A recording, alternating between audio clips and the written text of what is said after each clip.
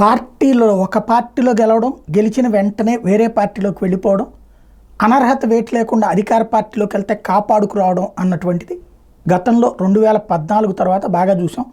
14 నుంచి 19 దాకా ఇక్కడ ఆంధ్రప్రదేశ్లో 23 మంది ఎమ్మెల్యేలు వెళ్ళినా, కోర్టులు జోక్యం చేసుకున్న, కోర్టులలోకి వెళ్ళిన, కోర్టులు ఏ తీర్పులు చెప్పలేదు. ఫైనల్గా స్పీకర్ నిర్ణయానికి వదిలేసినాయి.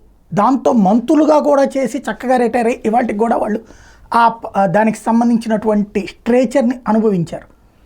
అదే తరహాలో ఇక్కడ తెలంగాణలో కేసీఆర్ హయాంలో 10 ఏళ్లలో అనేక మంది వలసలు వెళ్ళినా, వాళ్ళకెవరికి కూడా ఈవెన్ మంత్రులుగా ఇచ్చినా కూడా వాళ్ళెవరి మీద చర్యలు లేవు. న్యాయస్థానాల్లో న్యాయం అన్నటువంటిది ఉందా అన్నటువంటి చర్చ నడిచింది. ఈ దఫా మాత్రం రేవంత్ సర్కార్కి న్యాయ వ్యవస్థ ఒక షాక్ ఇచ్చింది. ఏదైతే టీఆర్ఎస్ అలియాస్ బీఆర్ఎస్ నుంచి 4 ఎమ్మెల్యేలు, దానం నాగేందర్, అదే 3 ఎమ్మెల్యేలు, దానం నాగేందర్, కడియం శ్రీహరి, తెల్లం వెంకట్రావు, ఈ 3 మీద చర్యలు తీసుకోవాలని బీఆర్ఎస్ హైకోర్టును ఆశ్రయిస్తే, ఏదైతే వాళ్ళు మా పార్టీ నుంచి కాంగ్రెస్లో చేరారు కానీ వాళ్ళకి సంబంధించి స్పీకర్కి మేము అనర్హత వేటు వేయమని ఇచ్చినా కూడా చెయ్యట్లేదు అని హైకోర్టుకు వెళ్తే, హైకోర్టు మొన్ననే విచారణ పూర్తి చేసింది. ఇరుపక్షాల వాదనలు విన్నది.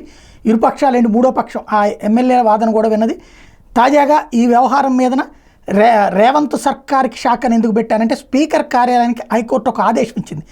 4 వారాల్లోగా మీరు నిర్ణయం తీసుకోండి, 4 వారాల్లోగా నిర్ణయం తీసుకోకపోతే సుమోటోగా తీసుకుంటాం మేమే అంటూ, అంటే తద్వారా అనర్హత వేటు మేమే వేస్తామని హైకోర్టు ఆర్డర్ వేసింది.